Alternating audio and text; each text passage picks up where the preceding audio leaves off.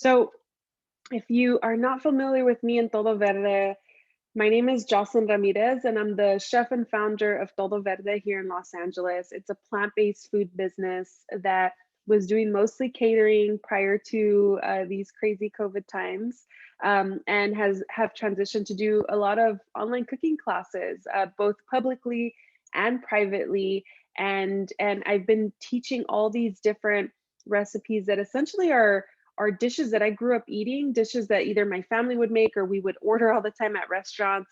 And that once I went plant-based, I felt like it wasn't very easy for me to find plant-based versions of them to continue on those traditions. And so I created them. I created those recipes. And in fact, I did, if you haven't seen or heard of it yet, I published a cookbook last year called La Vida Verde. This recipe that we're making today, the Enchiladas Suizas themselves are not in the book. However, the cheese that we are going to use to stuff the enchiladas is in the book. It's the queso quesadilla, and here you can see it featured as more of just a quesadilla with a little bit of chorizo. It's this nice kind of oozy cheese that's going to work really nicely. And I'll talk about other store-bought plant-based cheeses in our class today too. In fact, I bought 4 different varieties just because there's some new ones out there that I hadn't tried, and I was like, oh, this is an opportunity for me to check it out. And yay, thank you, Jenny, for giving a little shout out on the book there. I love it. So let's get into these enchiladas suizas. We're gonna do it in about 3 steps, maybe 4 if you count the assembly part of it as a step. So we're gonna start with making the queso quesadilla, first things first, so that that has time to firm up for you in the fridge as you get your other elements going. If you want to ferment your cheese, then, which I don't think you have to do for this particular recipe because there's so many other flavors involved. I don't know if you're gonna, take a bite of the enchilada and feel like, oh, that cheese didn't ferment or it doesn't taste fermented. I think you'll be okay. But if you do really want that fermentation and you're not already cooking today, then make the cheese the night before, the day before, ideally the day before, so it has a full day to ferment, and then you can put it in the fridge overnight. And that will just give an extra little funk and flavor to your cheese, which is going to make it taste more like the real deal. So we'll make that queso quesadilla, and then we're going to make the enchilada suiza sauce, which is a green sauce, very different than our typical red enchilada sauce. And I'll talk a little bit about that. And then we're going to make the oyster mushrooms, which will be our filling, because usually enchiladas suizas are filled with chicken and cheese, shredded chicken. So this is going to be kind of like our shredded chicken, but I think it's even more flavorful than your typical boiled shredded chicken, which is okay. And then we'll assemble everything together once we have all our elements done. So let's get right into it. Let's start with that queso quesadilla, and it's so simple. You're going to kind of realize that it's pretty easy to make plant-based cheeses. It just takes a little getting used to some new ingredients. And I'm going to talk about the ingredients right now before we get into the recipe itself. I'll briefly cover some of the ingredients, and then I'll talk a little bit more about them as we get cooking, because we have quite a few things that we're going to be preparing. So I'm going to pan down.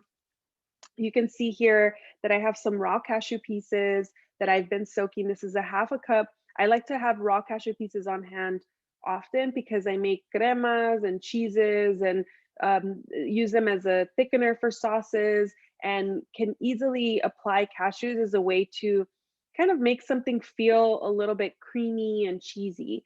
I use raw cashews because they're super neutral in flavor. So I think that they actually, in the recipes, it feel almost like a tad sweet, like a touch of sweetness, I feel, which is where the lemon is going to come in and kind of make that tart.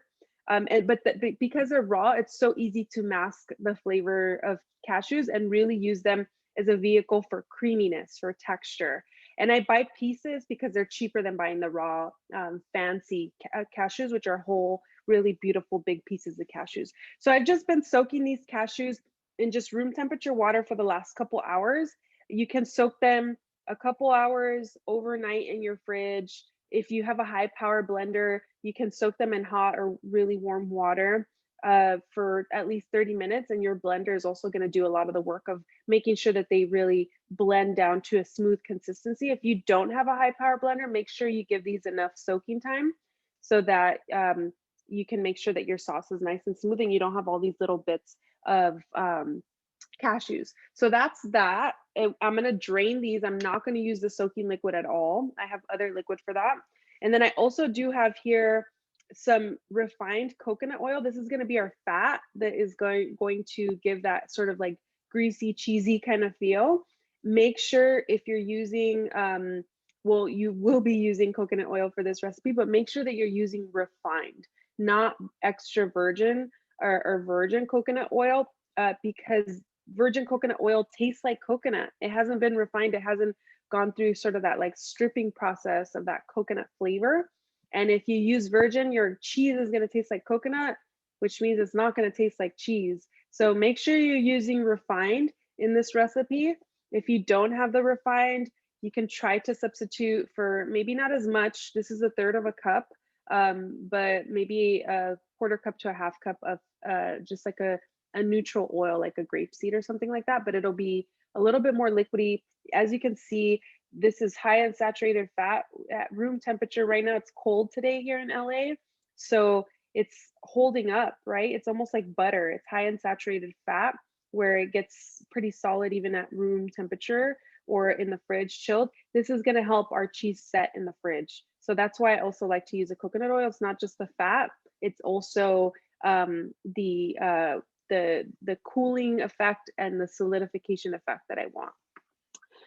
Another kind of perhaps new ingredient for some folks is tapioca flour or tapioca starch. I'm using here a 1/4 cup. This is what's going to help our cheese really come together and almost have like a tiny bit of a pull. I'm not going to say you're going to open up a grilled cheese and like pull, and it's going to have that super cheesy pull, but it's going to give it a little bit of that effect. So this is another textural ingredient, and also is going to help as a binder. I also have about a teaspoon of salt in here. Salt to taste. You can wait until everything's combined to add some salt. I'm using kosher salt, so my teaspoon of salt may be different than your teaspoon of fine table salt, Himalayan salt. Like each salt is different, so really salt to taste here. Another possible new ingredient, nutritional yeast. Nutritional yeast is used a lot by folks in the vegan community because it really gives a cheesy kind of funky flavor that makes this feel even more so like an actual cheese. And if you did purchase nutritional yeast for this, I know I didn't add nutritional yeast in the recipe for the Enchiladas Suizas sauce, but I am going to add a little bit today just to test it out to see how that kind of amplifies the sort of crema, cheesy, funky flavor. So if you have that on hand and you want to add some, I'll be adding some today just to test out a slightly altered version of this recipe, because I'm like always trying to make it better and better. And I was like, I'm going to do it today. I'm just going to try it out. So that is that nutritional yeast. Now, I am also using a couple other ingredients here. One of them is agar-agar. Let me take off these rubber bands. So I just want to talk about the differences of agar-agar. Now, what this is a seaweed that has been dehydrated, and it is used as a vegan gelatin. This is what's going to also help our cheese set in the fridge so that it can become sliceable cheese. And there's different versions. This one is like a flaky powder. This package is really light, really airy. If I put this in my hand and I accidentally sneezed, it would like blow all over the place. It's really light and airy. And so that's one version. This is the flaky powder. And then I have a fine powder. And this powder is like heavier, it's more dense. And so I want to show you these two different versions, which are the ones I use the most. There's also like these noodles that you can buy at some Asian grocery stores that are agar-agar. You can buy it in a block form. It looks kind of like a bar of soap that you would slice off pieces and use that. And essentially all I want to say here is that whatever agar-agar you end up using, you want to use about 5 grams, because this equivalent, like a For example, the recipe that you got sent the ingredients for calls for 2.5 tablespoons of this flaky powder. This is much lighter than this. So if you use 2.5 of this super dense powder, you'd end up with like a brick of cheese, like super hard, you know, almost inedible cheese. So 2.5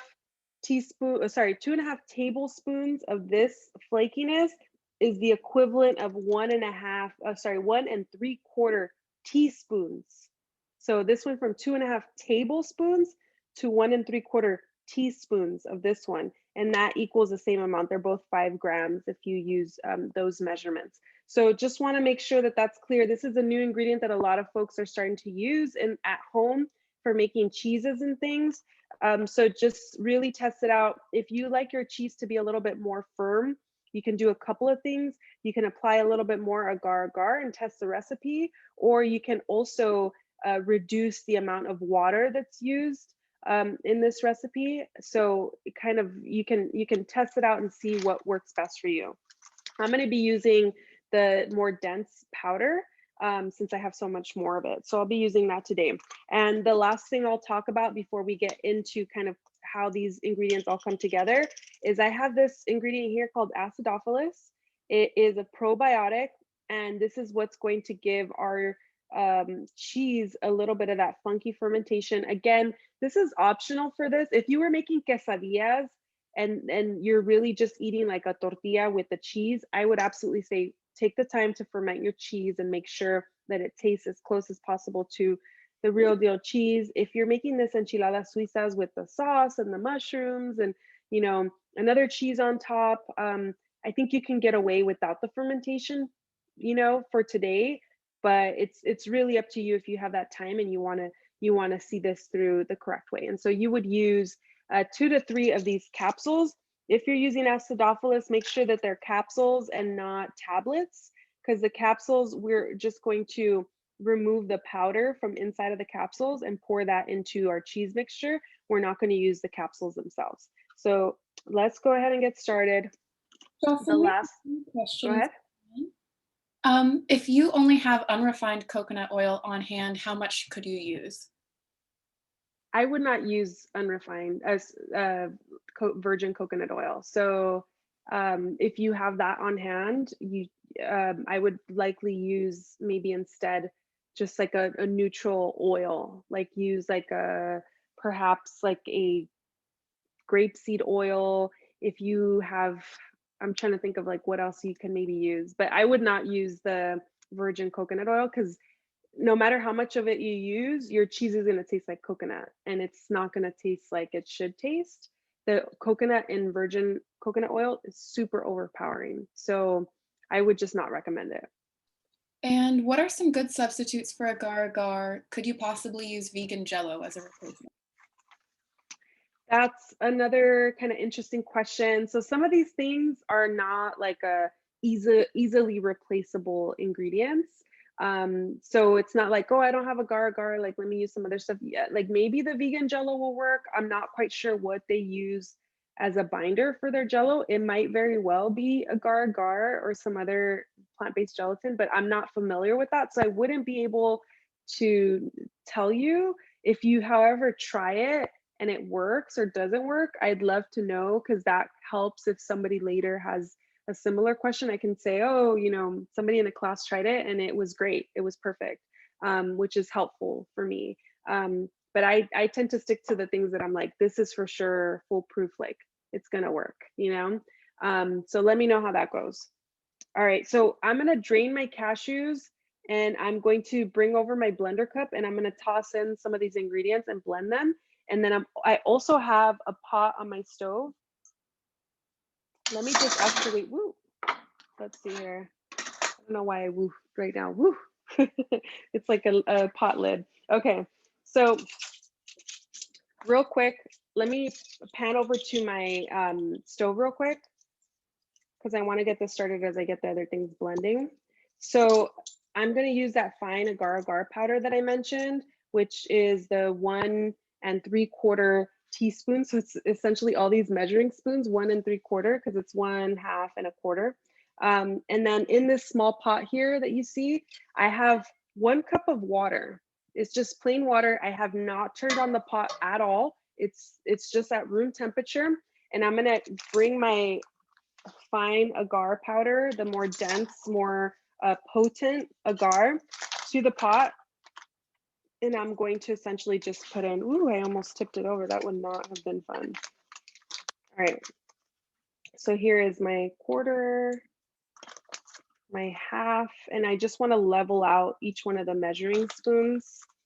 Here is my 1 teaspoon. So 1 3/4 teaspoons of agar agar just went into my pot. And all I'm going to do is I'm going to get a whisk.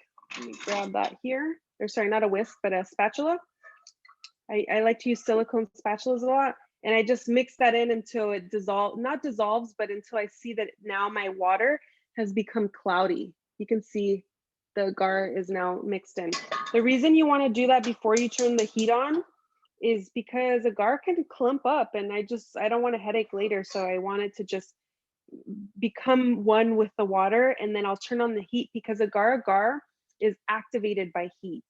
So now that the heat is on, it's going to start to melt into that water and start to become, with a few minutes here, more of a gel. So you can see here, this is obviously like, it's water. It's almost like an agar tea, right? It looks very watery. And as this gets activated, it will become more of a gel. And I'll show you in a few minutes what that looks like. And I turned it on just to like a medium low heat. So it's like in between medium and low.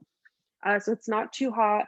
I want that agar agar to get activated. If you're using the noodles or the bar of agar agar or the flakes, you'll be able to more easily see the dissolving happening because you can see that the pieces are larger and they're dissolving into the liquid. The powder's harder to see because it's already a fine powder.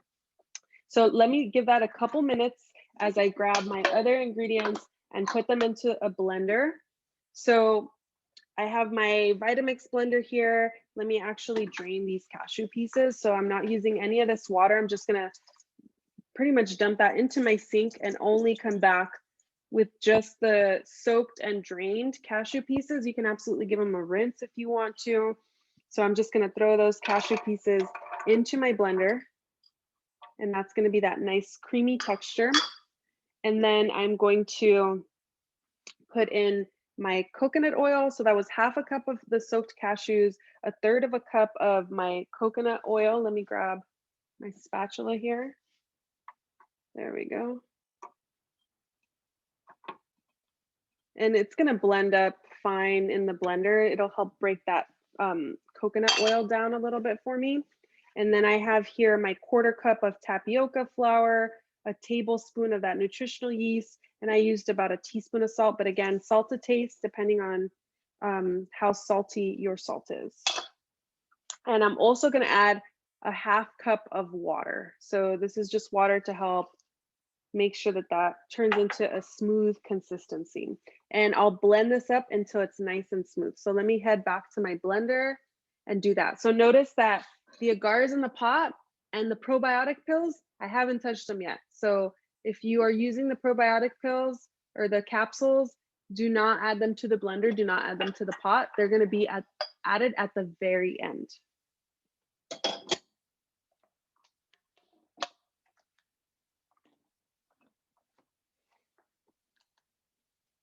So I'm just gonna blend until smooth.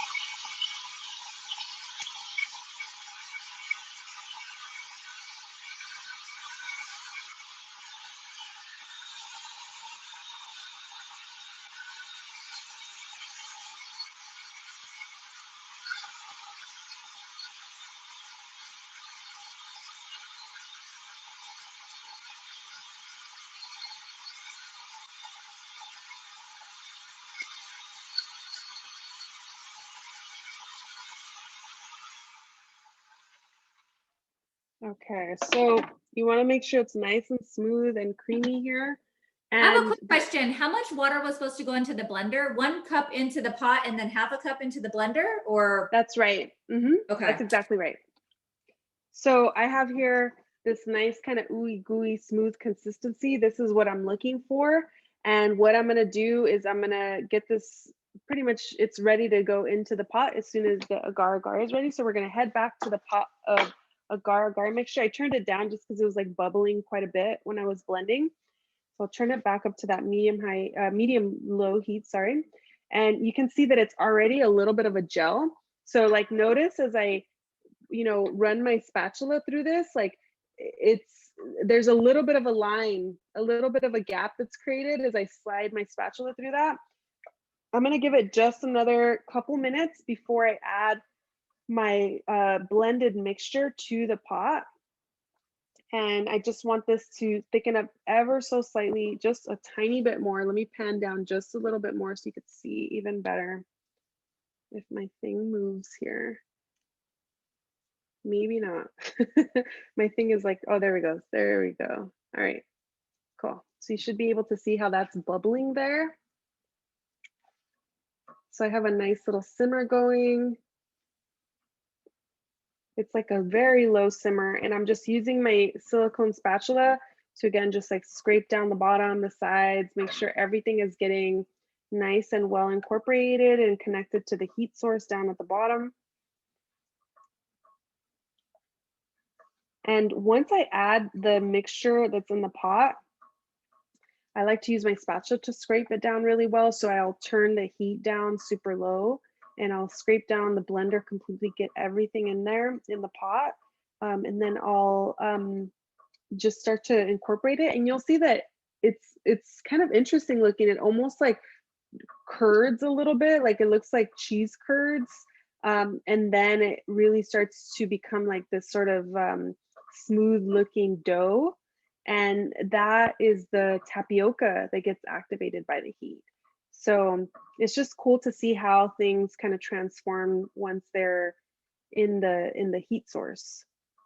All right, so this is looking really good to me. You can see that the mixture is nice and thick on my spatula there. So you're looking for kind of like this thick gel-like consistency. Obviously, if it were water, it would have just like drained right off, but see how it's kind of oozing off? That's what I'm looking for, this kind of thick, nice gel consistency. You can keep, kind of letting some of that water evaporate a little bit, especially if you're wanting your cheese to be even a little bit more stiff, like maybe not as much liquid content to it. And one question that we've gotten in the past for this cheese is like, what other things could we use to perhaps instead of the water source to make this cheese? One that was the most interesting that I've been kind of getting a little bit more into is Rejuvelac, which is pretty much like a probiotic water that you can create with like sprouts, like grain sprouts, like quinoa or different grains and things like that. So it's pretty much the funky water, fermented water that you would get from that you can also use for this, and that'll help to create that same kind of probiotic flavor profile that the acidophilus that we're using today could bring to the cheese. So I'm going to let me actually lower my temperature so the bubbling will go down. I just don't want that to get all crazy or bubble up too much as I'm preoccupied scraping down everything out of my blender. So, And Jocelyn, very quickly, Joey says my Vitamix has a wider base than yours. It's harder to blend. Do you have any recommendations if people are finding it hard to blend? oh, that's a great question. I also do have one of those wider Vitamixes, and it's just tricky to blend things in that generally. Um, but I would say just try to keep kind of scraping down the sides and using your tamper as much as possible. Hopefully you have a tamper because that really helps to make sure that everything's kind of staying down at the bottom near the blade of your Vitamix. Um, but yeah, it might just take a little bit more time to scrape down, pulse until it becomes a little bit more of like a a blended consistency so that it can blend until smooth. I've also had people who have used bullets, and those surprisingly work super well, super well for this cheese and just other recipes in general. They blend really well. But yeah, those wide Vitamixes, I used to use those at the beginning with Todo Verde, and we actually stopped using them because it was just the same issue. You know, it's they also they hold more in the blender cup itself, but the blender struggles to blend with that wider cup for whatever reason. It's a little too much for the blender, so I stick to these taller cups now. I probably have like 12 of these tall cups. It's a little obsessive. We go through a lot of blenders. Okay, so you can see here that now I have that the blender mixture in here, and let me try to adjust this so you don't get as much of that glare that you're getting right now. I don't know why that happens sometimes. All right, I'll just try to keep kind of messing around with it here, but all I'm going to do is just mix in the agar agar gel mixture with the blender mixture, which is the tapioca, and you can see that it's kind of it's hard to see, but it just had that little bit of like the curds that I mentioned. Maybe that's a little bit better for now. So you can see that it has almost like these little lumps throughout, and that's the tapioca starch that's getting activated. And then right now I just turned it up because I had it all the way low. So I just turned it to like medium low again. And I just want to keep working it. I want to keep making sure that I'm moving it around and really making sure that that tapioca is activated by the heat. And it will start to really, you can see here, thicken up. You can pretty much cut a line through that, and it will collapse, but I mean, you can see that it has like this nice kind of gooey consistency that we're looking for. I'm just gonna let this keep going on this medium low heat for just another minute, maybe even less. And all I'm looking for is that it's kind of like a dough that's coming into itself, that's like forming into itself. It easily comes together like that is, right? And Jocelyn, we have a comment that says, my cashew mixture is not thick like yours. I have 1 cup of water and a half cup of cashews. So in the blender, it's supposed to be half a cup, not 1 cup. So the in the pot was 1 cup of water with the agar agar, and then in the blender was half a cup of water with the cashews and the coconut oil and the tapioca starch and the nutritional yeast and some salt. So maybe the ratios got a little bit thrown off with what you have in the. So all in all, it's 1.5 cups of water total. Half a cup in the blender, 1 cup in the pot. So you can see here, this is my cheese mixture that I already turned off the heat. So I'm just gonna let that cool down just ever so slightly, just for like a minute. I'll keep like kind of messing with it a little bit, just moving it around. You can see that coconut oil that's dissolving. Essentially, I don't want it to get like too overcooked, because then the coconut oil really starts to separate too much if you overdo it with the heating process. And then the thing that I'll add here at the very end and mix in is the capsules of acidophilus. So I have my 3 capsules, which I'll put the camera down slightly so I can grab those. So I have 3 capsules. I'm going to open the capsules, and I'm just going to pour in only the powder and discard the capsules themselves. So I don't want the capsules. I have a question in regards to the agar agar and the water. Ours is still not really looking much different than water. It looks pretty runny. Is there something that we should do? Put more in or what? You could thicken it up with more cashews if you wanted to, but it should, I mean, if you use those exact ratios, it was the half a cup of raw cashew pieces. And did you drain your cashews? So the cashews were, they were soaked, but then you drain that liquid out, correct? Yeah, so I'm actually not talking about, we haven't actually gotten to the step of putting the blender items inside the agar agar in the water. I'm talking actually about the agar agar and the gel, the cooking. Yeah. Okay, so you may just need it to be activated by the heat a little bit longer. So I had mine on like a medium low. So it was a 1 cup of water with the agar agar mixture, and you just have to essentially wait. And are you using powder, or are you using the like the more flaky? The powder. The powder. Yeah, yeah. So is yours simmering at all? Yeah, it is starting to. It is starting to, yeah. Yeah, so let it simmer. Let it simmer, Okay. let it activate, and give it a few minutes to thicken up. Okay, thank you. You're welcome. All right, so the last thing I'm gonna do here is I have just a clear bowl that I'm gonna use with a little bit of food grade plastic wrap to just line the bowl. And I'm going to just pour this cheese mixture into the bowl. I'm gonna actually come to the cutting board again, just because it's easier to just set the bowl down. So all I'm doing is I'm just making sure that that's all lined. The reason I like to line it with plastic wrap is because it's like much easier to pull your cheese out this way than if you don't add it. It's a little bit trickier to pull it out. So I just lined that bowl, which is like a nice kind of cheese mold size. See, I had a little bit of I was heating a little bit too much, and look at all that oil separation that I have. Like you can see how I'm gonna pour in oil.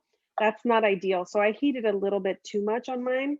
My one that I made last night that I'm gonna pull out of the fridge does not have that issue. So I just went a little bit too much on the heat, and it started to kind of separate on me. So things to avoid. And then what I do is I just use the plastic wrap and I fold it over only to pat it down to get kind of this like flat surface so that it looks like a cheese once it's out of the mold. And then you want to open it up again. And if you are gonna allow yours to ferment, you really want to let this hang out on, you know, in a kind of dry, cool place on your counter, and just let it hang out for at least like 15, 18 hours, possibly more. Like right now we're in winter, and if it's really cold, you could even have this out for like 24 hours until you start to feel and smell some of that funkiness of the fermentation process, of that cheesy process. And then if you had that issue like I had where the coconut oil started to separate slightly, that's going to be fine, because this is going to heat up and it's still going to like kind of melt and ooze out as it's cooking. But you'll be able to see a little bit of that coconut oil like once it's done and chilled. So this will hang out on the counter 15 to 18 hours or more, really depending on the atmosphere and the situation. And then you're going to place it into your refrigerator and let this chill for at least 2 hours, if not more, to let it set. And that's really the agar agar that's going to allow it to set properly. So let me show you what it looks like once it's done. I made one last night. This one I didn't let ferment, just for the record here, just because I didn't have the time. I would have had to have made it either Friday and let it ferment.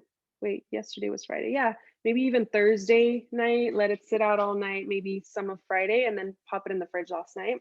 And I didn't do that. I made it last night. So let me pan down. As I mentioned, like that plastic wrap just helps you like pop it out of the mold.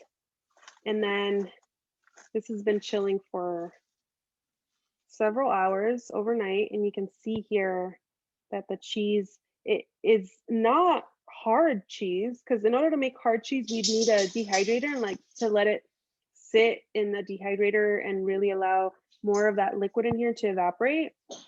But it is firm to the touch, and I'll be able to slice it. It's going to be a slightly soft cheese, but still cheese.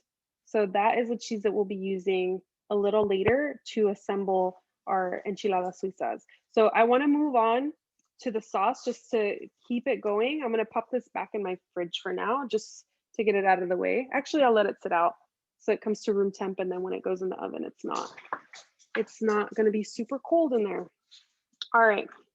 So any questions about that cheese? Are we good on that?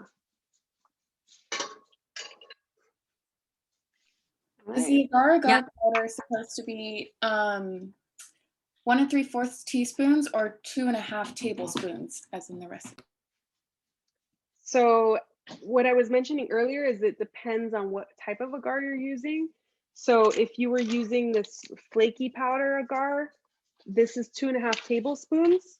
But if you're using a fine powder, like a more dense, heavy powder, imagine like a flaky kosher salt, but this is even like more flaky than that, and like a really fine table salt. If you add the same amount of salt to something, it's going to be a little bit different because this one's going to be more salty because there's more salt in I don't know how to explain it, in like the area, like every little crevice has salt in it. Same thing for this powder, right?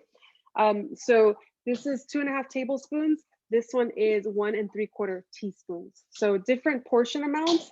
If you have a little scale, which I recommend everybody at home should have a scale, whether you're a coffee drinker. My partner uses this every day to measure out or weigh out his coffee that he brews. But if you do have something like this, which is cheap and so easy to find, it's probably like $10 or less at your Smart and Final or any grocery store. 5 grams of this, 5 grams of this, 5 grams of the noodles, 5 grams of the soap licking block of agar, 5 grams. And that makes our life a lot easier. But if you're weighing with measuring spoons, then it's a little bit different. Any other questions out there? I thought I heard one more. I used arrowroot powder instead of the agar powder at the same measurement. When mixed and then heated, it becomes gelatinous. Yeah, it does. However, I don't know how the arrowroot works with chilling. So it might be fine in the melted version, but I don't know how that will work once you chill it in the fridge, if it will help it set, because as you saw the cheese that I've just pulled out, part of the reason it's in that shape and like holding so well is because of the agar-agar. So I'd love to know how the arrowroot ends up working out to have it set in the fridge afterwards and like have it pretty much hold that shape. So keep me posted on that. All right, so I have another blender cup, one of my billion that I mentioned earlier. I have so many of these. At home, I only have 2 though, but hey, it's still more than one. You can use the same blender that you used earlier, give it a quick rinse, or you can just blend in there. It's all going to the same place, as I say, especially if you're a home cook. I mean, it's not a big deal. But I'm using another blender cup, and I already went ahead and roasted all of the things, right, that were mentioned in the ingredient list. The tomatillos, I have a pound of tomatillos. I have 2 poblano or pasilla chiles, but these are kind of small. Usually they're a lot wider and bigger. So I'm actually using 4. I might end up using 3, but just they were really narrow and thin compared to like kind of the thick ancho pasilla chiles that I typically buy. And then I also have a half of an onion, which was also roasted. I quartered it, so there's 2 quarters in here. And I have 4 garlic cloves. So all this is going to go into a blender. I'm just going to take off the stem and the seeds, which I didn't do earlier. So let me go ahead and do that. And that'll all go into a blender. I also have an additional bowl of cashews here. Now this is 1 cup of cashews.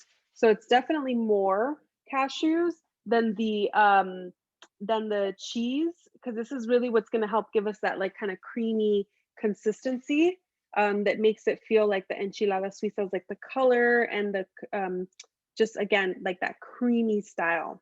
So I'm going to drain this liquid out and add that to the blender. I also have here 1.5 cups of water. You can use vegetable broth if you want to add more or infuse more flavor. And then I'm going to add a couple tablespoons of lemon. So I'll squeeze a couple tablespoons worth of lemon. And as I mentioned earlier, I know the recipe that you got didn't include nutritional yeast, but I'm going to add a tablespoon of nutritional yeast just to give it a little bit of cheesy funkiness. And I just always have some on hand. So I'll add a tablespoon of that to help it kind of feel a little bit like that, kind of like crema mexicana, kind of fermented funkiness. So let me go ahead and just remove the chile from the stem. And all I like to do is like slice off one side of the chile and I essentially just go around the stem, and I remove all the seeds and the stem all together and just set that aside. I'm going to compost that, and you can see that I have a pretty clean chile here. I don't peel these chiles that are going into the blender because it's all going to get blended up. The only time I ever peel chiles is if these types of chiles is if I'm making chiles rellenos. Otherwise, I don't peel them. So if you do feel called to peel them, people have different reasons why they like to peel them. But if you feel like that's absolutely necessary for you, please, by all means, you can go ahead and peel them. I like that kind of roasted, cooked, like fire roasted flavor that it provides.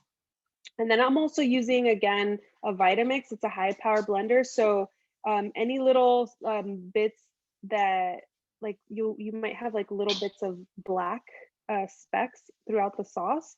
The Vitamix blends that up really well. So I don't have an issue with it, but if you find that you want yours to be free of any of that, you can definitely peel the skin. You can also pass your Enchiladas Suizas sauce through a fine mesh strainer to catch any of that as well. So I'm just cutting this last one. Again, this recipe calls for 2 chiles poblanos, but as you can see, these are really small. I don't know if you can tell from your angle, but when I picked them up at the store, I was like, ooh, these chiles are little. I'm gonna definitely get double, and each 2 will count as 1 essentially. I also have 1 serrano that I also roasted. I'm just gonna cut the top off. I'm gonna keep the seeds and all for this because I want that heat, and it's just 1 serrano for quite a bit of sauce. And then the other things are essentially just good to go in the blender. I have that half of a white onion that has been roasted that'll go in there. I have 4 garlic cloves that have been also roasted. And then I also have my 1 pound of tomatillos, which are peeled, washed, and then roasted. So I'll throw that all into a blender, including that little bit of liquid that's coming out of the bowl. It's essentially all the liquid from the roasted veggies, that what was in the poblano, what was in the tomatillo that was oozing out. All of that goodness is going to go into the blender. And then I will discard this stuff. Actually, let me keep the bowl here because I have some lemon pieces that are going to go in there right now. I'm going to compost all the stuff, except for the lemon, of course. You can't really compost lemon. And what I'm going to do is I'm just going to squeeze into my measuring spoon. I want a couple tablespoons of lemon, and I actually might need another lemon. We'll see right now. These are teeny tiny with lots of seeds. And so go ahead. Sorry, does the cilantro go in the blender too? It is, yeah. So I have cilantro right behind me. It's gonna be, all of the cilantro is gonna go in there, stems and all. I use the stems because I think it adds a little bit of, it's flavorful. So why toss it if it's gonna get all blended up? All right, so I'm just gonna pour through my fingers to catch those seeds. That's 1 tablespoon.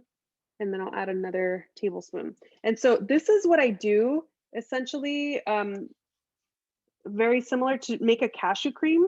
So initially for this recipe, I was doing like a separate cashew cream, and then you add some of the cream to the blender. But I was like, oh, I might as well just blend it all together, you know? But to make a really quick crema, let me grab another lemon because I do need another one. To make a really quick crema, and if you have the book, we have a couple different crema recipes in there. One of them does require probiotics and fermentation. That's the one that's like its own recipe for the crema. But there's another one that's with the esquite. And that one with the esquite is really simple. It's soaked, drained cashews, remove that liquid, and then you use fresh water. With that, water, lemon juice, and salt. That's it. It's that simple. It works so well. That's the main one that we use with todo verde all the time for like our nachos, our tacos, everything. And people love it. People really, really love it. And so essentially the lemon is what's giving you that little bit of like imagining that there was some fermentation that took place, a little bit of like tanginess that fermentation provides. That's what the lemon is doing here. So you absolutely need to add it to this. If you don't, this is where I mentioned, like, you'll be able to taste like the slight sweetness of the cashews, which I don't want, right? You really want that tanginess that the lemon provides to mask the flavor of the cashews. So I'm just gonna drain the cashews from their soaking liquid, get all of that out.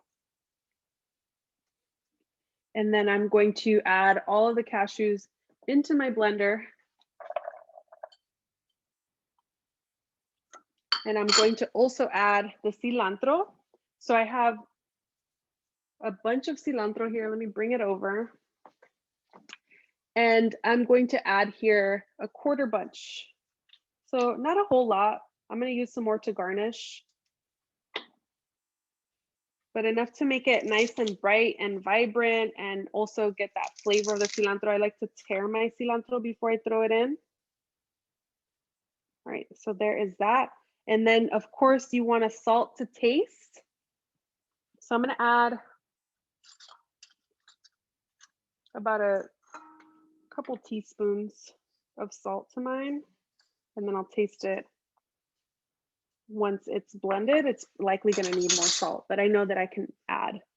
And then of course I have some water here. So I'm going to start off with adding about half of this amount. I have a cup and a half, so I'll add about 3/4 cups. And then I'll blend it up, and then it's likely going to need it, but there's just something about me where I like to just make sure I don't add it all at the beginning, you know, and then I'm like, oh my gosh, it's too runny, you know? So I'd rather add some of it, check it out, see how it's blending, and then I'll add the remainder. I'll likely need the whole remainder, but that's just the way I function. I'm like, I've done this recipe a few times, but still, I don't always trust myself. And sometimes it varies because like the chiles could be different sizes. You could have a smaller onion, a larger onion. The chiles could be small, the chiles could be big. Like there's, you know, unless it's by pounds, like we did the tomatillos, there can be some variation that happens there.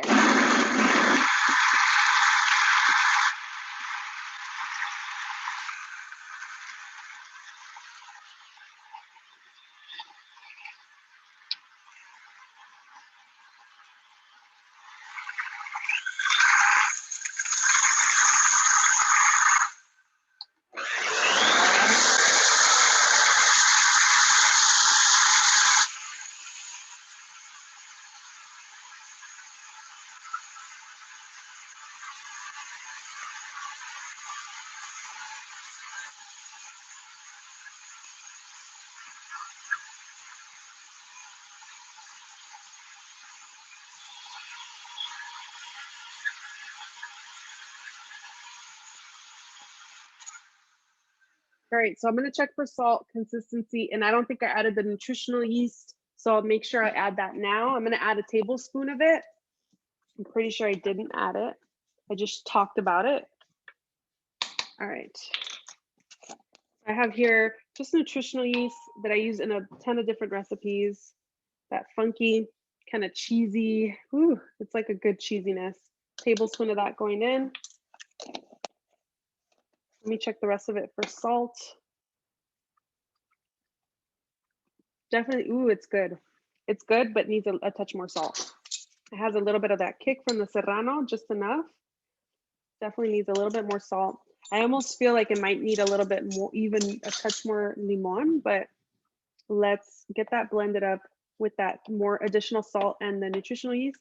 And then I'm gonna add the rest of the liquid, because mine was really, really thick. And I want it to not be that thick because in the oven, it'll thicken up even more with the heat process that's gonna happen there. So I don't want it to be overly thick now if it's gonna thicken up later. How much nutritional yeast? I added a tablespoon. Okay, thanks. Yeah. Mm-hmm.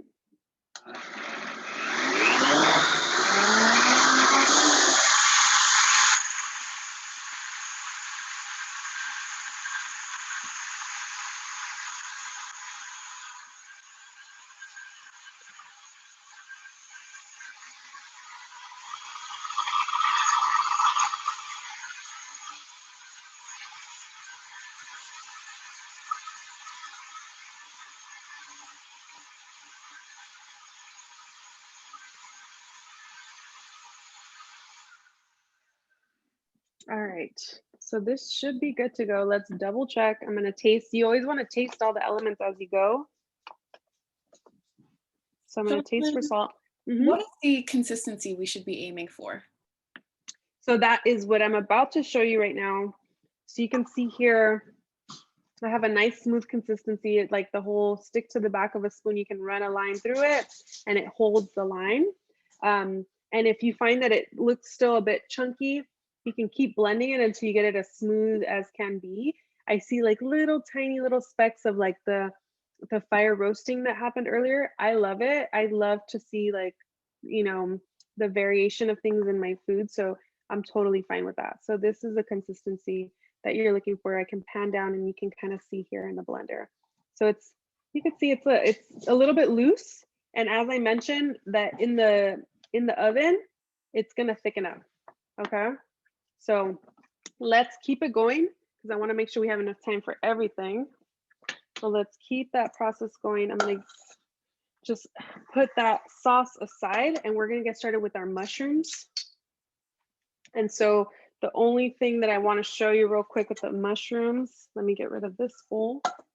And I'm also gonna preheat my oven to 350 right now. All right, so I have 1.5 pounds of oyster mushrooms. Now these are the mushrooms that we use a lot for todo verde. So if you've ever had our mushrooms mole, tinga, the tinga we actually ended up towards the end, we started using more creminis because creminis are also really good flavor wise. But I really love to use oyster mushrooms, excuse me, king oyster mushrooms, creminis, portobello. There's so many amazing varieties of mushrooms out there. And I think that especially for folks who grew up in Latinx communities, we tend to maybe not love mushrooms as much because we grew up only knowing white button mushrooms and we're like, oh, mushrooms. And then like when my mom would cook them, they would get all full of like water, you know, it was like a stew and oh, mushrooms, oh my gosh. Now as an adult that I've explored different mushroom varieties, I'm like, ooh, mushrooms. I love mushrooms. I use mushroom powder, mushroom paste, mushrooms themselves. I mince them up and put them in things. I include it so much in the food that we do. And so for recipes like the mushroom and mole, for example, whenever we use oyster mushrooms, which look like this, they're usually, if you're just using regular oyster mushrooms, they come in these little bunches. This is how they grow. If you're using king oyster mushrooms, they're not going to be in a bunch. They'll usually be much larger and individual. And so individually, like there'll be a few in a package, but they'll be individual mushrooms. And so all we do is you just use your hands to just shred them up so that it has this more bite-sized consistency. At first, we used to leave them like individual mushrooms like this. Like we would just separate each mushroom from the larger bunch.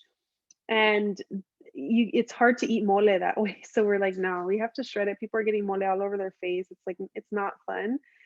So you just pretty much from the top of the mushroom, just use your fingers to just, as easy as it sounds, as simple as it sounds, to just shred them, hand shred them into smaller bite-sized pieces.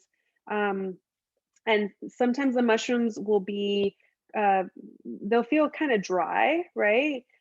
These were pretty dry, but my fridge is super cold. Something's up with my fridge. It's like wanting to freeze everything. And because of that, my mushrooms look a little bit moist because they've been chilled a little. It was too cold, the temperature for them, which is totally fine. But mushrooms do hold a lot of liquid in them. So the way that you cook them is essentially in a good amount of oil, salt, pepper. We're going to use a little bit of that better than bouillon non-chicken base or no chicken base to just flavor them a little bit. And this is what's going to replace our shredded boiled chicken in the Enchiladas Suizas. So I really love to cook these until they're actually like a little bit crispy, but the color is going to be much darker. It's going to be more of like a browning crispy consistency, but I think they taste better that way than just cooking them until they're soft. But it's your personal preference. This is your recipe. So up to you if you're like, I'm fine with it. I just want it to be kind of like that boiled chicken consistency. You don't have to cook them as much, but if you want to get that browning to happen, it'll require just a little bit more time. And we're going to cook them at high temperature. Let me actually preheat my cast iron right now too, as I'm shredding here. I'm going to clean this cast iron. Go ahead. I hear somebody with a question. Yeah, I have a question. We couldn't find the no chicken better than bouillon, but we did find the no beef. Do you think that that would be okay? Yeah, I haven't used that other one. Can I see it? What it looks like? Let's see. Great. Here we go. Oh yeah, it's the same brand, but it's the beef. Yeah, I think that that's totally fine. It's just to kind of give it a little bit more flavoring, you know, that to feel like it is a meat. So yeah, yeah, so it'll be totally like work. a beef enchilada instead of a chicken enchilada, right? Exactly. Yeah, totally. Great. Okay, so just finishing up shredding here. I went ahead and started preheating my cast iron skillet on the stove so it gets nice and hot. You're gonna have to cook these at pretty high temperature. You might have a little bit of like smoking that happens. It's totally fine. This is kind of like if you cook seafood or have cooked seafood, like you kind of just have to go for it. You can't you know, be shy about it and cook at a lower temperature. It has to be kind of like a medium high heat, so that they brown and sear pretty nicely and don't get too chewy, because that could also happen. But with the crispy ones, I love it because you don't get that chewy texture. It's like nice and crispy and flaky and brown and super flavorful. So I have here my 1.5 pounds of oyster mushrooms. You might be like, wow, 1.5 pounds, it's so much. But in all honesty, like this cooks down, it's going to be much, it's going to cook down almost by half. So you'll be left with like not a ton of mushrooms after this. So I have my 1.5 pounds, and then let me grab my better than bouillon. I have the chicken, the no chicken base, which is very similar to the one that we just saw right now. And this is just going to help give it a little bit of that chickeny flavor. I'm going to use 1 tablespoon, and I'll add it once it's in the pan cooking. And I also am going to be using quite a bit of oil. I have 3/4 cups of oil total, but this is not all going for the mushrooms. Some of it is going to be used to fry our tortillas. So we're only going to use, right now we can put about like 2 tablespoons to 1/4 cup or so, which is 1/8 cup to 1/4 cup of oil in the pan to start heating up. And then the other thing I will say before we jump into cooking these is you want to cook them in batches if your pan, especially if your pan is not that large. Because when you put them all in there together, especially if you're trying to get them crispy, they're going to get all soggy and create all this liquid. So you want to do it in like 2 or 3 batches. So I'm just going to do 1 batch now, just thinking about time. And I want to make sure you all see how I assemble the enchiladas all together. But we are going to start with that first batch. So I'm going to go over to the stove here. I'm going to add about a couple tablespoons, maybe like 3 tablespoons of oil to the bottom of my skillet here. I have my tongs handy. I cooked the tomatillos in here, which is why you see little bits in there of, you know, the tomatillo juice that kind of oozed out. This is on like a medium heat right now, medium high heat. You want to make sure that it feels nice and hot. I'm not going to salt my mushrooms or add the better than bouillon until they start to cook down a little bit. And the reason is for mushrooms, they tend to release quite a bit of liquid. I know mine are, because I mentioned I had that issue with my refrigerator, so they're gonna be a little finicky with me today. But one thing that I will say is, like, if you add salt right at the beginning, they release their juices right away and they start to stew versus brown or sear. So I want to do that a little bit after. And I just have my 1 tablespoon of better than bouillon that I'll just add a little bit to per batch, because it's 1 tablespoon total, but I might cook here in a couple batches, like I mentioned. I'll just do 1 batch in this class today. And then after class, I'll keep going with the batches. So it feels nice and hot. You can hear the sizzle. You can see the sizzle. And Jocelyn, Rachel wants to know, I couldn't find any good mushrooms at the store. Can I substitute in other vegetables I have on hand, like squash, potatoes, or carrots? Oh, absolutely. I mean, if you had enchiladas suizas with potatoes and carrots and squash, that sounds bomb. I would love that, you know? This is just really trying to replicate that, you know, kind of like that chicken, shredded chicken feeling. But if you have veggies on hand, I would still recommend roasting them or searing them. Since your oven is going to be on, throw them in the oven and let them get nice and brown with a little bit of oil, salt, and pepper, and let them get nice and roasted, and then throw them in. They're going to be so much more flavorful than just steamed or boiled veggies. That's my oven beeping. It just came up to temperature. It's at 350 degrees. You can see here, it's nice and sizzly and hot in here. This is exactly what I'm looking for. I can see some browning that's already starting to happen here. And believe it or not, this is like kind of crowded actually. So I added quite a few mushrooms, and see how they're releasing all this liquid? And this is mostly because they weren't dry before. They're kind of liquidy because they were so cold in the fridge. And so I'm just turning up my heat and trying to get some of that liquid to evaporate and getting them nice and brown and seared. So in just like a minute, and this is gonna go really fast. In like a minute, I'll add the salt and the better than bouillon and get that all mixed in. And if you just wanted to feel more like the look of a shredded chicken, this already might feel like, okay, that feels like it's cooked through enough for me. These are still gonna cook a little bit longer in the oven. And you just wanna get them nice and soft and just slightly seared. If that is your preference, you can absolutely pull these at this point and get them ready in a bowl so that when you assemble, they're ready to go. Or you can cook this a little bit further. I'm just gonna cook this for like another, let's say 1 minute from here or so. And if you weren't able to find oyster mushrooms, you can also use, you know, sliced up creminis. You could use sliced up portobello. You could use the king oyster mushrooms that you also slice up.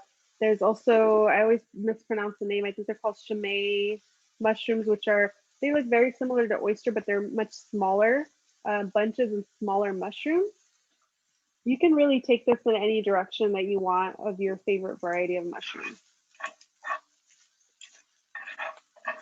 All right, so you can see, see how it's like getting brown and slightly crispy there? I think you can see that.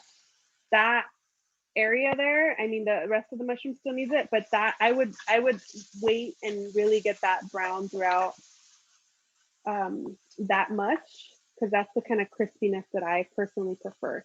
And I have it on all the way high right now, all the way high. So it's starting to get there. That liquid has definitely started to evaporate.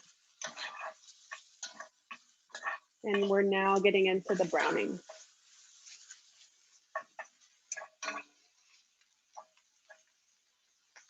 All right. I'm going to, at this point, since that liquid is evaporating and they're starting to brown, I'm going to go ahead and salt them. So I'm going to add a pinch of salt here. And I'm going to add a little bit of that better than bouillon. I'll probably cook in 3 batches, so let me add like a third of that, just like a little drop to give it some flavor there, that chickeny vibes. And mix that in.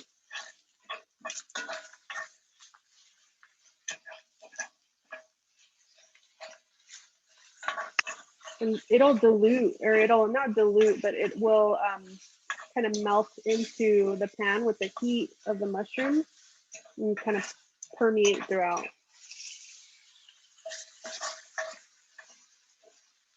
Okay.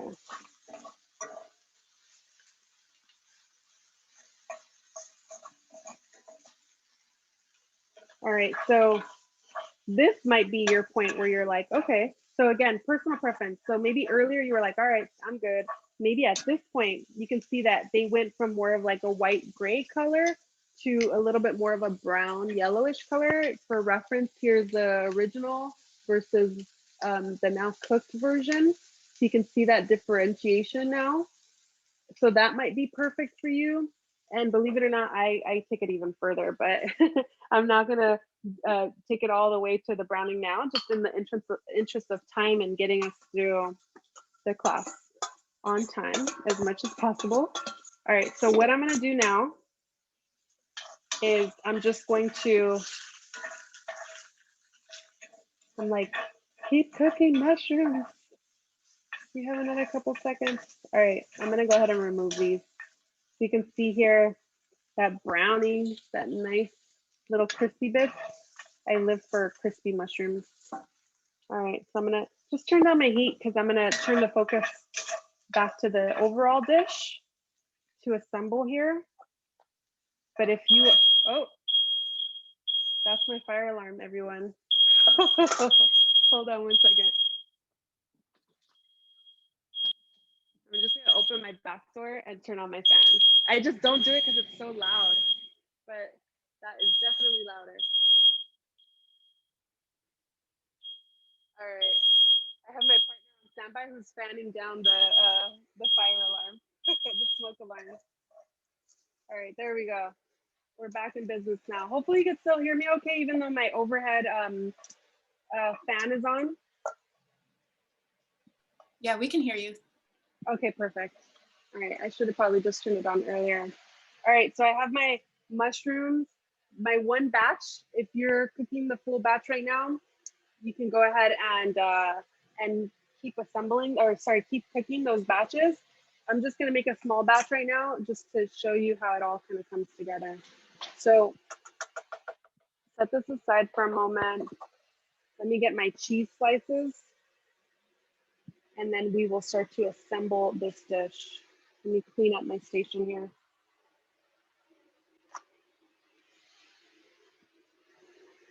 Any questions? Or is everybody okay so far? What size baking dish do you use? Great question. So right now I'm going to use a smaller one because I'm just going to assemble a few. Oh my gosh, and I still have to fry the tortillas. So we're going to fry tortillas and then assemble a few. But if I would have had time to do all of them, I would have used a much larger one that could fit all, you would have 12 in here, 12 enchiladas. But I'm going to use one that's a little bit smaller that will probably fit more like 6 or so in here, and I'll just assemble a few to show you. Do you need to grease it first? You don't need to grease it unless you, I mean, if you want to add a little bit of oil to it, you can. But what I do is I add a little bit of the enchilada sauce to the bottom. Okay. And so that kind of helps to allow the release to happen once they're cooked. All right, thank you. All right, I'm gonna turn this off now because I think we're in the clear with the smoke, hopefully. All right, so last thing we're gonna do real quick is in the same pan that I was cooking the mushrooms, it's still on and it's still hot. All I'm gonna do is just fry some tortillas, and I'm using pre-made tortillas. Of course, you can absolutely hand make some tortillas right now with your masa harina and press them and make fresh tortillas. That's a whole other task though. So I'm using the ones that the store-bought ones that I usually have on hand are from this brand called Kernel Truth, and they're based here in LA. They're like very kind of grassrootsy, and they use organic non-GMO corn. And in fact, they're like the tortilla vendor that many of LA's restaurants use. We use their masa, their tortillas, their maize for pozole. So for this, if you think that your tortillas are too thin and you feel like, because a lot of times what we see in enchiladas is that people will use like really thin tortillas, and in the oven and the cooking process, they'll break. And then when you pull them out, it doesn't look very nice afterwards.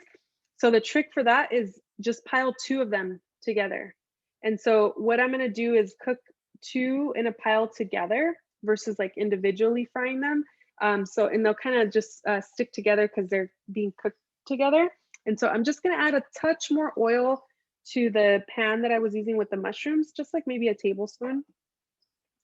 And then I'm going to just place the tortillas in the pan, and they're sizzling. So they're sizzling and I just want to get it a little bit soft, pliable. I don't need this tortilla to turn into a tostada, and it's so washed out the color right now. But I do not need it to like get overly cooked or overly softened or anything like that. All I need for it is to get nice and soft and pliable so that I can essentially roll it to become enchilada. Jocelyn, we've been preheating to 350, correct? Yes, that is correct. My oven is now heated to 350. So I went ahead and turned these tortillas around. And usually what I do is I have a little plate on standby where I'm just putting all the cooked tortillas. You can see how I'm getting a little bit of puffing happening here. It's inflating on this side a little bit. I don't know if you can see from your angle, but it's puffing right here.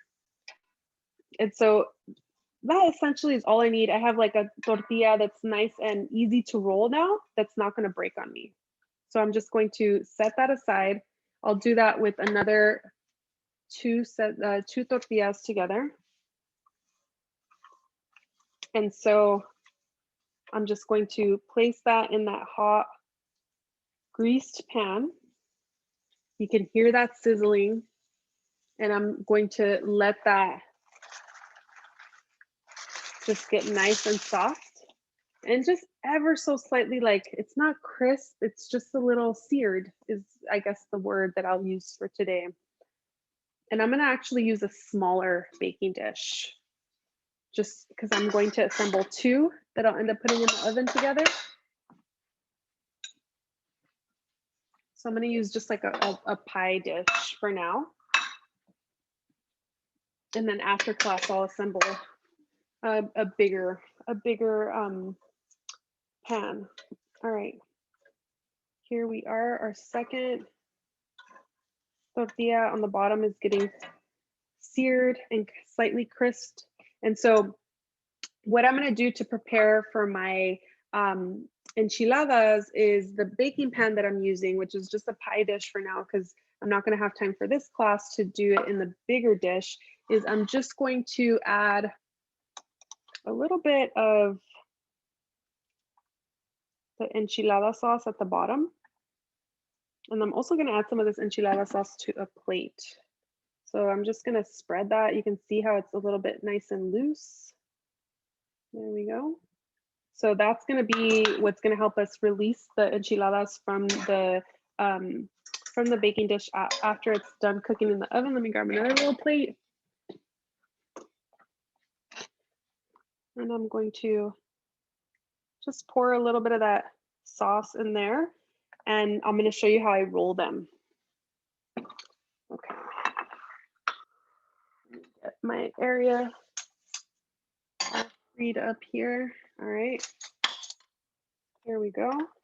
And then of course, the other thing that we need is our cheese that we made.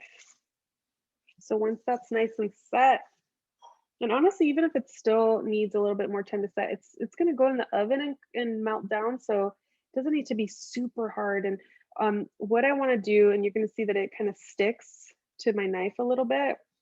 So I want to just cut little thin slices, peel them off my knife. And you can keep them in these bigger kind of like slabs of cheese, or you can dice it up, or you can also create like kind of thin strips if you want to kind of help the melting process along and like spread it out throughout your enchilada a bit more evenly. So you can do whatever feels best for you.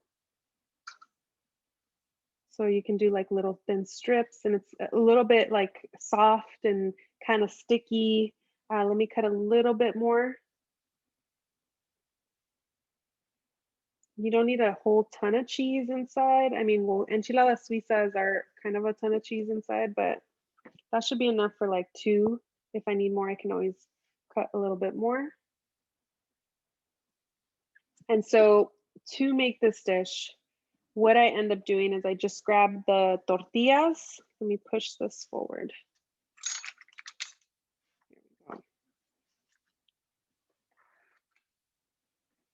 Here we go. I got my cooked mushrooms. So I have my tortillas, right, that I just cooked in a little bit of oil, and I'm going to press them into the little bit of sauce, the enchilada sauce that I have on this plate. And then once I get that side facing up, I add a little bit of cheese and spread it out. And then I add some of my mushrooms and spread that out. And then I grab one side and I roll. You roll it into an enchilada. And this sauce is room temperature, it's not hot. It's gonna go in the oven and get hot, so you don't need it to be hot right now. And I'm just gonna add it. I'll pan back over, I'll bring this over to the forefront right now. I'll do this one more time. Enchilada tortillas go into sauce, flip it over. So it's coated on the inside and the outside of the tortilla. I'll add my cheese and spread that out. This is our nice vegan cheese we just made. A little bit of mushrooms. And I didn't measure out how much of the mushrooms, how much of the cheese. I'm just honestly a little bit just eyeballing it. I would say that maybe it's about a little over a tablespoon of mushrooms, maybe a little over a tablespoon of the cheese. Let me clean my hands. And so here is what those enchiladas look like right now.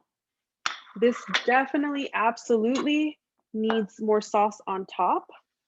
So after you have assembled all of yours in that casserole dish or that baking dish that you have, you're going to pour the remainder of your salsa, the enchilada salsa, over the top. And this is not the best, I guess, like way to show you because there's like so much space all around, but yours should be like packed, you know, all the way across, going up to the edge of the dish. And then you just want to use a spoon or a spatula to just make sure your tortillas are nice and coated with the salsa, especially the edges, because you don't want to get like overly crispy edges. So you want to make sure they're nice and moist. There we go. And then the last thing we'll do is we're going to top it with some cheese. And the cheese that we're going to use is a store-bought cheese. At least that's the one that I'm using. And I know we're over time already, but I just, if you still have time, I want to talk about these 4 different cheeses that I got. And go ahead. Know if we can use the queso quesadilla that we made for the topping, if we made enough. Yeah, so you could do that. However, the round of cheese is really going to be, unless you're making maybe like a half batch and you have the whole round of cheese, you might not have enough cheese for the top, but you can absolutely try to do that. Just create like thin slices. This cheese will not shred. So like the cheese that I'm going to show you, there's shreds. And this cheese that we have here is not going to do that. It's like even if you try to use a grater, it's going to just like stick to the grater. It'll be kind of difficult to get that grating to happen, which is why it's like, okay, let's just try the store-bought shreds. Now, I have a few different brands here. I have, and I can just pan down too. You don't need to see my face. So I have Follow Your Heart mozzarella. This one that I found at my local health food store, Oatzarella, which is an oat milk base. I have Miyoko's Creamery that she does shreds in pepper jack and cheddar. She doesn't do mozzarella in the shreds. And then we have here the Vio Life, almost like, or what is it? Just like mozzarella shreds. So I tried making, when I did the tester, I essentially made one enchilada with each one of these cheeses. And then I also added some of the shreds on top. And so just flavor wise, I like Miyoko's. This is my winner right here. Miyoko's butter and cheeses for me are definitely some of the best out there. I don't love every single one, but like for the most part, I would say like 80% of what they put out there, I enjoy. And so Miyoko's here is a winner for me. However, this is pepper jack, so it's not going to be just like that white, you know, mozzarella looking cheese on top. It's going to have some color and some specks of chile in there, which don't look more like that sort of traditional look and feel of Enchiladas Suizas. But this flavor is really great. And then, believe it or not, second up was this oat based one. Oh, and let me show you real quick. Sorry, my hands have some enchilada sauce, but you can get a little bit of a close up here. This is the Miyoko's pepper jack. So you can see it has a little bit of the flakes of the red and green chiles in there, but it's this nice shreddy cheese. It melts really nicely and the flavor is really great. And then second up was this oat one.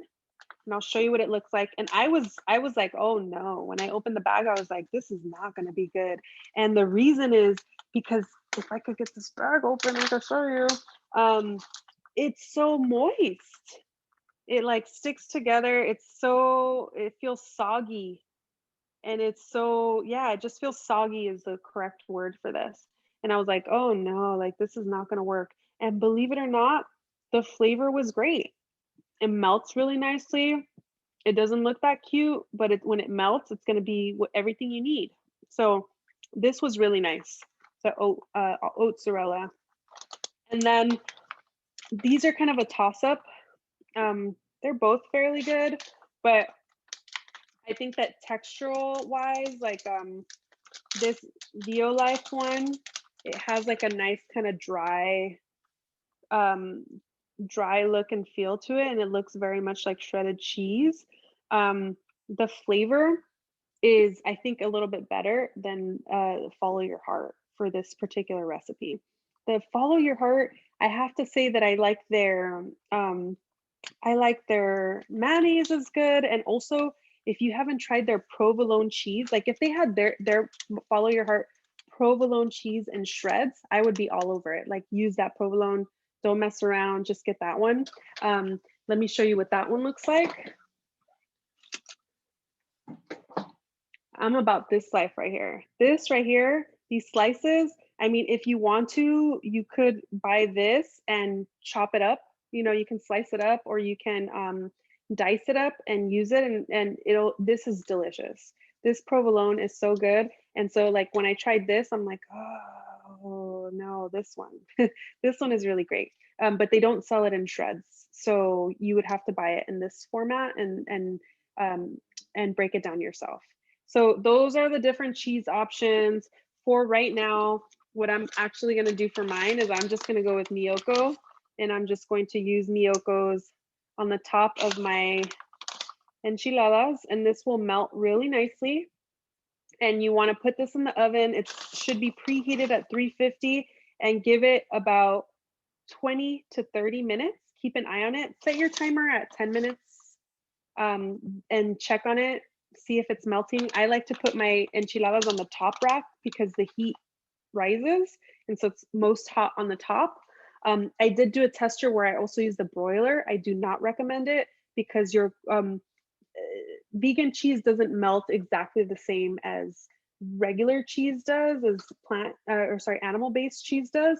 And so you're just going to end up kind of like charring it versus like helping to melt it down. So I just recommend sticking to the 350, check it at 10 minutes, check it at 15, check it at 20. Try not to open your oven so much as you like just turn on the light and maybe take a little peek or look through the window so you don't let that heat escape and it stays nice and hot. And then once it looks melty enough, it's not going to melt like, I think the one that will probably visually melt the most will be this oatzarella one because it's already so soggy. It'll look most melty, but it'll look soft and a little bit gooey, and it will be good to go at that point to pull out and serve. So that is our Enchiladas Suizas. That's going to go in the oven. This is going to be my lunch right now, and then I'll keep assembling and cleaning up. But any questions for anyone here as we wrap up our class today?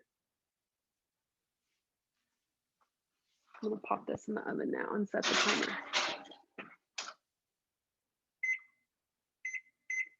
Make sure you set a timer because we're all like, oh yeah, I'll see the time, 10 minutes. I've got a question about, sorry, I've got a question about baking it. Can I stack the like enchiladas on top of each other?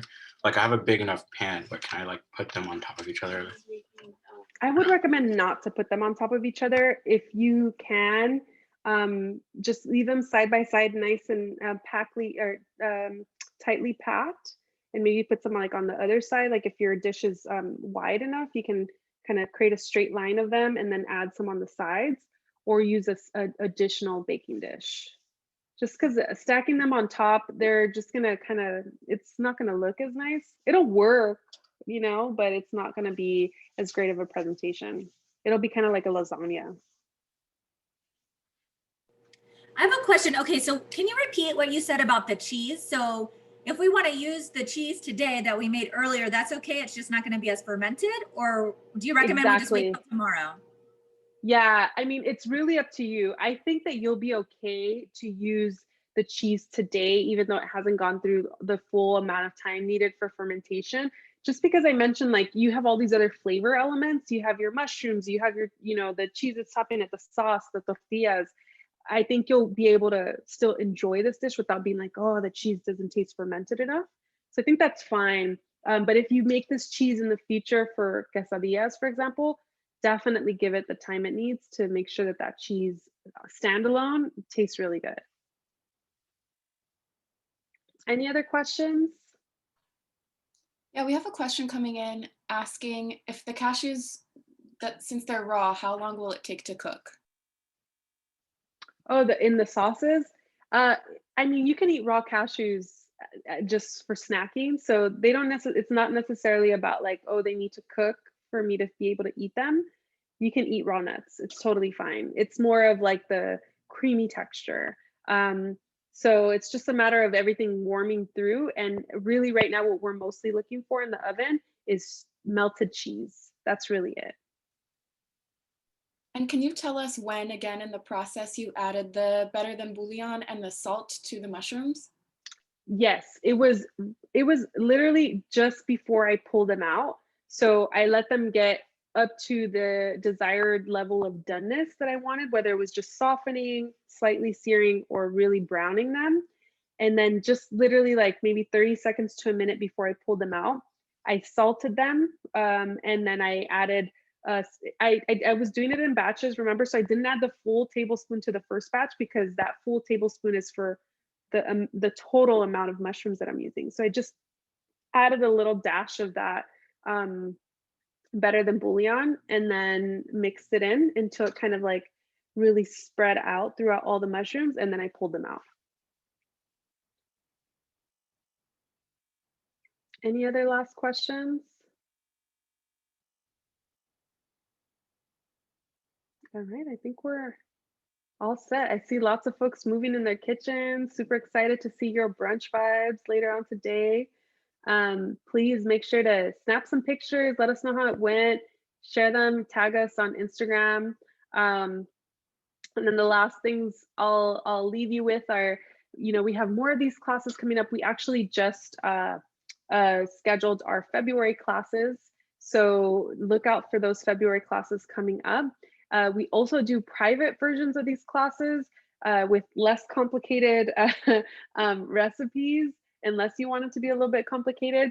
So if you have a birthday, anniversary, something coming up that you want to enjoy virtually with friends and family, we got you. This is totally something that we can do together. And in fact, we also have ingredient bundles that we can ship out so that you have everything that you need to get that recipe going.